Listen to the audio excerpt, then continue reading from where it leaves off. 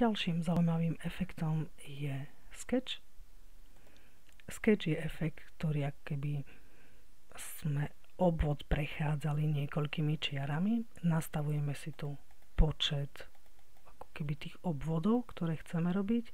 Posun to znamená, o koľko môžu byť posunuté oproti pôvodnému objektu. Tie kopie, čím je to menšie číslo, tak tým sú viac pri sebe. Tie obvody potom sú maximálne dĺžky jednotlivých čiar. Potom máme odsadenie, že odsadzujeme v rámci x-ovej a y-ovej osy.